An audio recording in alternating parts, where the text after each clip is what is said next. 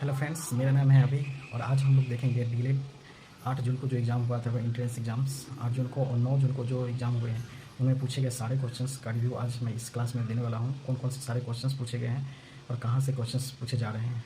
मैंने बहुत सारे क्वेश्चंस को लिख कर लाया हूँ और वो क्वेश्चंस आप देख कर जाइएगा तो एग्ज़ाम में बहुत बेनिफिट होगा। हर सेक्शंस मैंने नोट्स किया हूँ, मैथ से हो या जीके जीएस से हो या रीजनिंग से हो या इंग्लिश से हो। सारे क्वेश्चंस आपको प्रीवियस ईयर क्वेश्चंस से वो मिलते रहे, जितने क्वेश्चंस पूछे जा रहे हैं। फ्रेंड्स, आज हम लोग देखेंगे 8 और 9 जून को जो डीलेड एंट्रेंस एग्जाम में क्वेश्चन जो पूछे गए हैं। मैं खुद एग्ज़ाम 8 को मेरा सेकंड शिफ्ट में था, उसका क्वेश्चंस, और एक मेरे फ्रेंड्स 9 जून को जो एग्ज़ाम दिया है उसका क्वेश्चन, दोनों क्वेश्चन का आज मैं रिव्यू करूंगा कि कौन कौन से क्वेश्चन पूछे गए हैं। तो पहला मैथ सेक्शन से आप क्वेश्चन देख सकते हैं। पहला क्वेश्चन है, यदि बहुपद f x equal to x square plus b x plus c के शून्य ए और बी हो तो 1/a² और बी स्क्वायर का मान क्या होगा। यहाँ पर आप देख सकते हैं सेकंड ऑप्शन इसका सही हो जाएगा मान निकालने पर बी² माइनस 2ac/c²। अब देखिए सेकंड क्वेश्चन का मान निकालना है और इसका मान निकालने पर आपको 3 आ जाएगा, इसका आंसर 3 हो जाएगा। थर्ड क्वेश्चन देख सकते हैं जो ये भी दर्शाता है कि डैश कौन होगा, तो ये किरण ए और बी हो जाएगा, इसका सेकंड ऑप्शन सही हो जाएगा।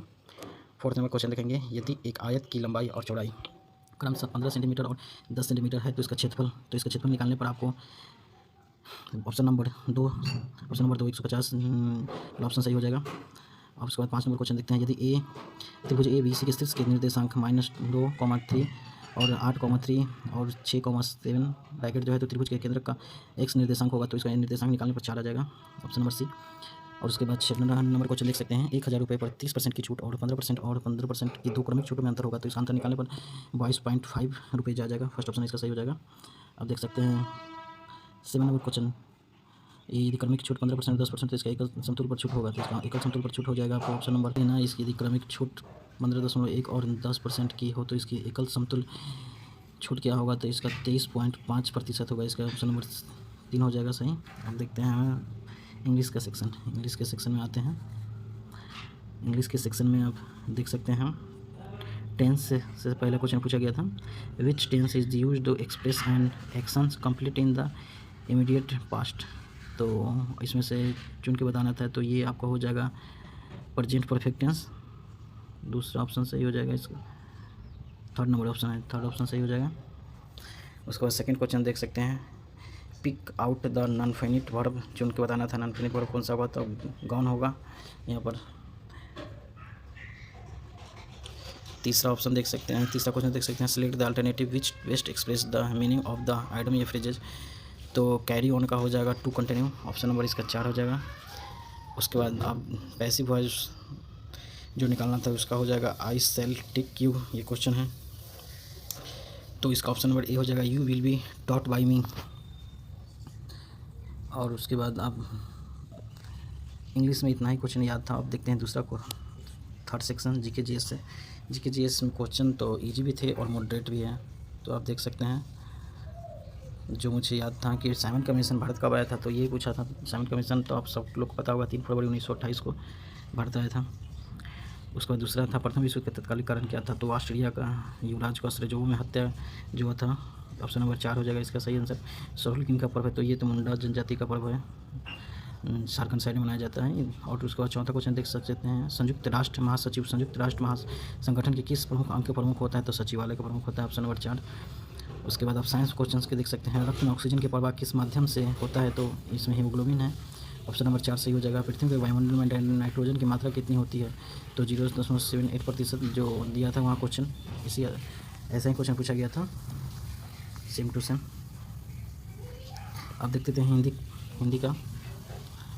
में कैसा क्वेश्चन पूछा गया है, उज्ज्वल में कौन सा संधि होगा, तो उज्ज्वल में व्यंजन संधि होता है।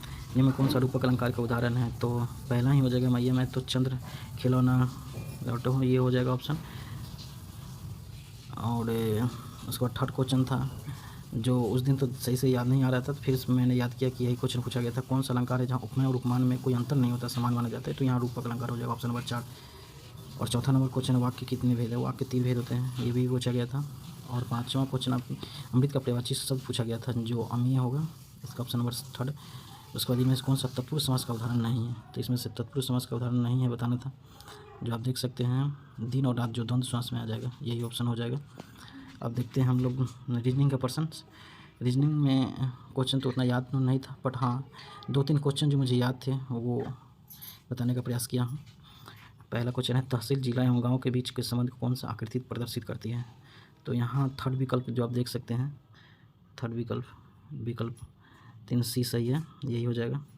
और उसके बाद दूसरा है, देख सकते हैं दिए गए प्रश्न में प्रश्नवाचक चिन्ह के स्थान पर सही विकल्प को चुनें। आँख, नृत्य और कान था। तो कान गाना सुनने के लिए आँख से नृत्य देख सकता है, तो कान से गाना सुन सकता है। तो इसका ऑप्शन नंबर 2 हो जाएगा। आप लोग क्वेश्चन देख के जाइए, अभी जितने शिफ्ट होने वाले एग्जाम क्वेश्चन रिपीट हो रहे हैं, प्रीवियस ईयर क्वेश्चन से जितना ज़्यादा आप देख के जाइएगा उतना बेनिफिट होगा, क्योंकि सारे क्वेश्चन प्रीवियस ईयर से ही पूछे जा रहे हैं। बहुत सारे क्वेश्चन जो रिपीट हुए हैं, मैंने जिस हिसाब से तैयारी किया था, प्रीवियस ईयर क्वेश्चन सेट लगाया था, वो क्वेश्चन आपको एग्जाम में देखने को मिले। मैंने 8 और 9 2 दिन के एग्जाम के रिव्यू के हिसाब से 25 क्वेश्चन तैयार किया हूँ, और ये 25 क्वेश्चन आप देख कर जाइएगा तो कोई ना कोई शिफ्ट में आपको 100% है कि 2-4 क्वेश्चन सेम टू सेम देखने को मिल जाएंगे।